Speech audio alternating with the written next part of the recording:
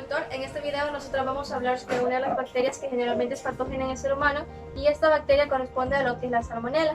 Vamos a comenzar hablando sobre lo que es la descripción de esta bacteria. Las salmonelas son patógenas tanto en el ser humano como en los animales cuando estas son adquiridas a través de la vía oral. Estas bacterias son transmitidas desde los animales y de los productos animales al ser humano, en donde nos pueden producir una enteriditis, una infección sistémica o bien una fiebre entérica, también conocida como una fiebre tifoidea. Las salmonelas nos pueden ocasionar dos cuadros clínicos, uno que es la fiebre tifoidea ocasionada por la subespecie Pipiparatipi y otro cuadro clínico que corresponde a la salmonelosis ocasionada por microorganismos no tifoidicos. Ahora vamos a continuar hablando sobre lo que sería la identificación y la morfología de esta bacteria. Las salmonelas son un género de bacterias que van a corresponder o van a integrarse dentro de lo que sería la familia Enterobacteriaceae. Esta familia está integrada por células en forma de bacilo no esporuladas, es decir, que van a ser resistentes a medios extremos y además van a ser móviles gracias a los flagelos períticos que esta bacteria posee. Estas bacterias van a ser gram negativas, es decir, que van a mantener su color azul violeta cuando se aplica la tensión LDA. Además, son bacterias que tienen un metabolismo anaerobio facultativo, es decir, pueden desarrollarse tanto en presencia como en ausencia de oxígeno y tienen la capacidad de reducir los nitratos a nitritos y de fermentar la glucosa para producir ácido y gas. Además, estas bacterias pueden sobrevivir a un congelamiento en agua por periodos prolongados y tienen un tamaño aproximadamente de unos 2 a 3 por 0.4-0.6 micrómetros. Ahora vamos a continuar hablando sobre lo que es la clasificación. Actualmente nosotros podemos clasificar lo que es la salmonela en dos especies. La primera especie, que es la entérica, y la segunda especie, que es la de Bongori, que también la conocemos como la subespecie 5. La especie entérica nosotros la vamos a subdividir a la vez en 5 subespecies, y esta va a ser la subespecie 1 o Salmonella entérica, la subespecie 2 o Salmonella salamae, la subespecie 3 la vamos a dividir en dos, en la Salmonella arizonae y en la D. arizonae, la subespecie 4 que se va a conocer como la especie Outanae, como la Salmonella Outanae, y la subespecie 5, recordemos que era la de Bongori, y la subespecie 6 que se conoce como la Salmonella indica. La mayoría de las infecciones en el ser humano van a ser ocasionadas por la subespecie entérica y otro dato a recalcar es que existen alrededor de 2.500 serotipos para las salmonelas. Ahora vamos a continuar hablando sobre lo que es la virulencia. Estas bacterias, las salmonelas, van a tener la capacidad de sobrevivir en los macrófagos posterior a la fagocitosis y extenderse desde el intestino a otras partes de nuestro cuerpo. Ahora, estas bacterias también son resistentes al pH del estómago, son resistentes también al peristaltismo, a las sales biliares, de tal manera que una vez que han logrado colonizar nuestro intestino delgado, pueden producirnos una infección localizada y pueden comenzar a dividirse dentro de las células en el intestino. Estas bacterias también en su pared celular tienen lo que o está compuesto un antígeno principalmente por tres componentes. Sus antígenos estarán compuestos, como podemos observar en la imagen, por un antígeno O, que también se conoce como antígeno somático, y este se caracteriza porque no presenta movimiento y además de ello tiene la función de que va a inhibir a la fagocitosis. Podemos observar también lo que es el antígeno H, que también lo conocemos como flagelar, y como su nombre lo indica, se va a encontrar en el flagelo de la bacteria, y este va a tener la función de que va a inhibir a la fagocitosis y además de esto nos va a inducir a la adherencia de la bacteria. El siguiente componente es el de lo que es el factor K o el antígeno K, o también conocido como el antígeno capsular.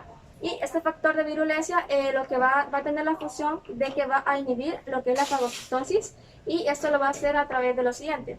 Va a inhibir o a evitar que la proteína C3 del sistema del complemento se una a la bacteria. Y como recordaremos, la proteína C3 lo que hacía era opsonizar a la bacteria para atraer a células fagocíticas. Pues este factor de virulencia inhibe a lo que sería el sistema de complemento de nuestro organismo. Ahora, vamos a observar que también la salmonela va a tener otros componentes. Por ejemplo, tenemos las citotoxinas, cuya función es de inhibir a las síntesis proteicas en las células del hospedador y también va a inducir a la adherencia de la bacteria. Podemos observar también las fimbres tipo 1, que también ayudan a la adherencia de la bacteria. También tenemos las enterotoxinas, que producen diarrea, y las endotoxinas, que producen fiebre. Y también va a tener lo que son proteínas antifagocíticas. Vamos a hablar ahora sobre lo que sería la historia.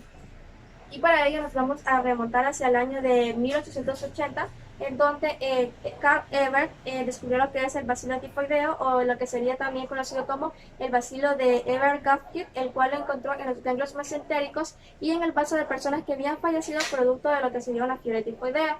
Luego nos vamos hacia 1885, en donde se descubrió la salmonela, y la cual lleva el nombre de su descubridor, el doctor Elmer Daniel Salmon.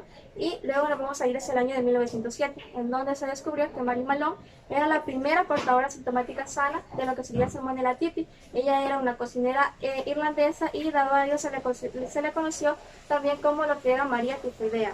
Luego, hacia 1930, en donde Kaufman y White hicieron lo que es una clasificación serológica de la salmonela, y esta clasificación dependía del antígeno O del antígeno H, es decir, si presentaba o no movimiento.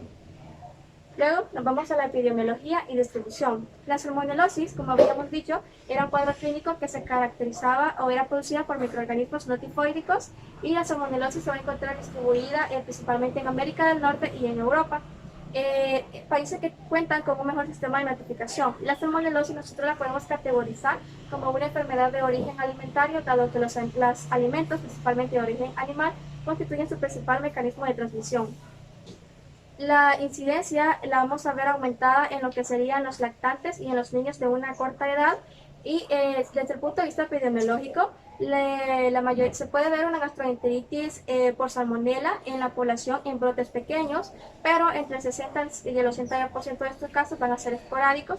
Sin embargo, esto no quiere decir que nosotros no podamos ver brotes extensos de salmonelosis, por ejemplo, en hospitales o en residencias o en centros de asistencia para niños, o por ejemplo también en lo que sería residencia de ancianos.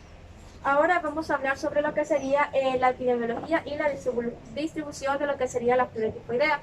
La fiebre tifoidea es una enfermedad que nosotros vamos a encontrar distribuida por todo el mundo, y esta vamos a ver que se va a encontrar más bien va a tener más predominio en los países en subdesarrollo, dado que estos países no cuentan con condiciones adecuadas de saneamiento y tampoco presentan las medidas óptimas de salud pública. La incidencia de lo que es anual de la fiebre tifoidea en el año es de 27 millones de casos, de los cuales hay aproximadamente unas 210.000 defunciones. Y en los países industrializados, la fiebre tifoidea tiene casos esporádicos, y la mayoría de los casos se adquieren por viajes a zonas de endemicidad. La incidencia se da mayor en lo que serían los niños menores de 5 años y en los ancianos mayores de 60 años. En la fiebre tifoidea, la salmonella typhi y paratitis se han caracterizado porque estas han ido aumentando su resistencia a los antibióticos conforme van pasando los años. Ahora vamos a continuar hablando sobre lo que sería el reservorio. Para la salmonella typhi, el reservorio es exclusivamente el ser humano, y nosotros podemos ver el estado del portador fecal de corta duración es más común que el portador urinario.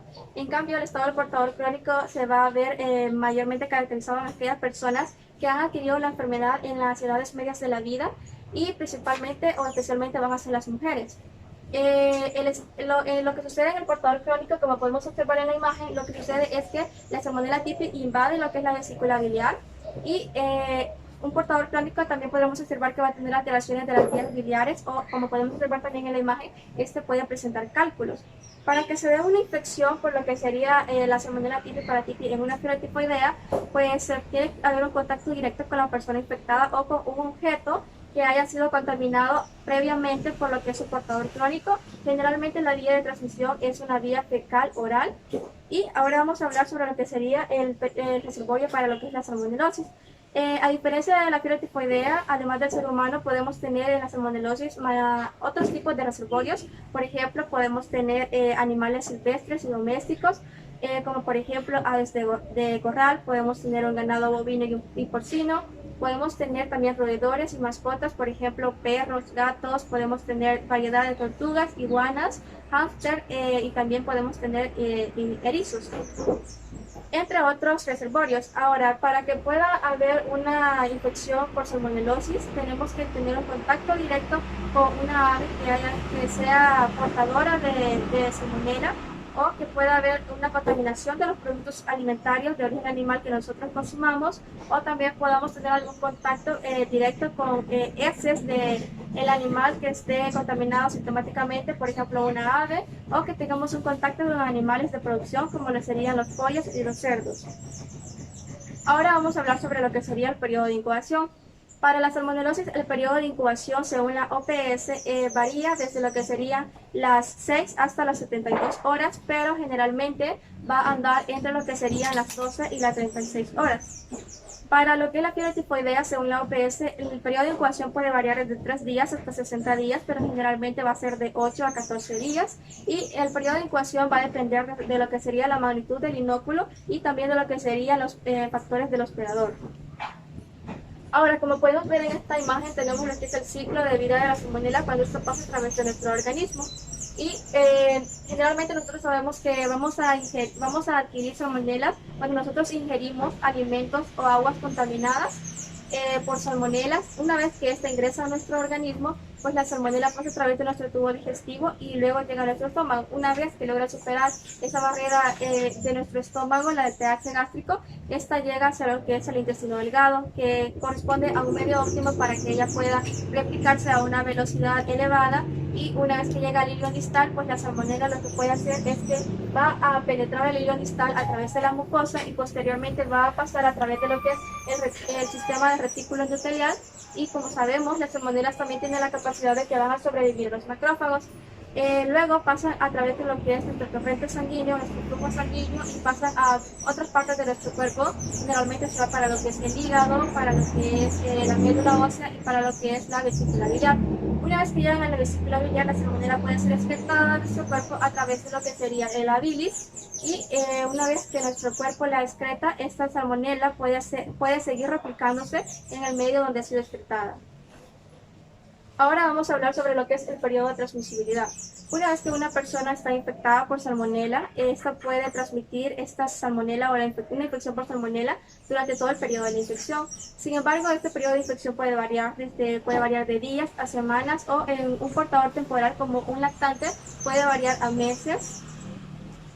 Y ahora vamos a hablar sobre lo que sería la susceptibilidad. Para que una persona sea susceptible a contraer una infección o a contraer salmonela, pues tiene que tener varios factores, y entre los dos factores predominantes tenemos factores que van a disminuir la acidez gástrica y factores que van a disminuir su integridad intestinal. Y entre los factores que disminuyen su acidez gástrica podemos tener un lactante, es decir, un niño que tenga menos de 12 meses de vida. Podemos tener también una persona que tenga una enfermedad de clorhidria, y podemos tener también una persona que consuma antiácidos. Luego, entre los factores que van a disminuir su integridad intestinal tenemos, por ejemplo, si la persona ha tenido una intervención quirúrgica de tubo intestinal previa, o si la persona también pues tiene una enfermedad inflamatoria intestinal, o también si esa persona pues ha tenido una alteración de su flora intestinal normal debido al consumo de antibióticos de alto espectro. Y también podemos tener otros factores, como por ejemplo si la persona tiene neoplasia, o si la persona consume medicamentos inmunodepresores, o si esta persona, por ejemplo, tiene una enfermedad inmunodepresora. Como podemos observar en la imagen, una persona que tiene VIH es más susceptible a una persona sana a contraer una infección por salmonela. Y también así vamos a tener otros cuadros debilitantes que nos pueden hacer susceptibles a contraer una infección por salmonela. Continuando con el tema desde el punto número 8, que es la patogenia y la patología. Como ya se mencionó, todas las infecciones por salmonela se van a dar por la ingestión ya sea de alimentos o de agua contaminada. Luego de ingerir esto, ya sea la salmonela tifi o la paratifi, que son las causantes de la fiebre tifoidea, van a llegar al intestino delgado y va a empezar a penetrar lo que es el intestino. Primero va a penetrar la capa mucosa y luego de la capa mucosa del intestino va a atravesar la pared intestinal. Aquí quiero hacer un pequeño paréntesis, ya que también va a aparecer aquí una imagen de lo que es las placas de Peyer. Estas placas de Peyer prácticamente son cúmulos de tejido linfoide en los cuales va a tener células M, y estas células M van a tener unos micropliegues. Estas células M van a almacenar linfocitos T, linfocitos B, y van a almacenar células fagocíticas. ¿Cuál es la importancia de esto? Pues como ya mencioné, va a llegar y va a atravesar esta bacteria por medio de estas células fagocíticas la pared intestinal. Luego de esto, la salmonela va a estimular la producción de unas estructuras denominadas festones. Estos festones van a estar localizadas en la membrana de las células epiteliales. Dichos festones van a alcanzar y van a englobar las bacterias adherentes dentro de unas grandes vesículas por medio de la endocitosis. ¿De qué va a depender esto? Y es que depende de la llegada directa de proteínas de salmonela al citoplasma de células. Entonces la pregunta es, ¿cómo es que esta bacteria tiene la capacidad de poder introducir sus propias proteínas al citoplasma de las células, en este caso epiteliales? Y es porque estas bacterias utilizan un sistema especializado de secreción denominado secreción tipo 3. ¿Qué es lo que hace esto? Es que la salmonela va a inyectar sus propias proteínas en las células epiteliales. Media vez después de cruzar la capa epitelial del intestino delgado, los macrófagos van a fagocitar tanto la salmonela typhi como la paratyphi, que causan la fiebre tifoidea, como ya lo mencioné. Estas salmonelas sobreviven al entorno antimicrobiano, entonces sí van a ser fagocitadas, pero van a sobrevivir al entorno antimicrobiano, que son de los macrófagos. Una vez fagocitadas las salmonelas, se van a diseminar por todo el organismo y me va a colonizar el sistema retículo endotelial, es decir, el hígado, el vaso, los ganglios linfáticos y la médula ósea. Y eso sería todo en cuanto a la patogenia. Con el cuadro clínico también ya se mencionó, me va a causar dos síndromes, va a ser la gastroenteritis y la fiebre tifoidea. En cuanto a la fiebre tifoidea, va a ser una enfermedad que me va a causar dos síntomas principalmente, que va a ser la fiebre y el dolor abdominal. Y también durante la etapa prodrómica o durante las fases iniciales va a haber un malestar general y va a ir de manera creciente.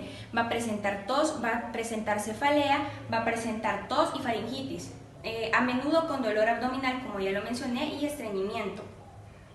Pero como la propia palabra lo dice, el síntoma más prominente o el más prolongado va a ser la fiebre, que va a ser de 38.8 a 40.5.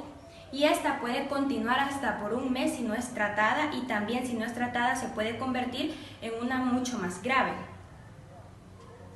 Ahora bien, si es salmonelosis pero no tifoidea, dice que este tipo de infecciones va a ocasionar una gastroenteritis.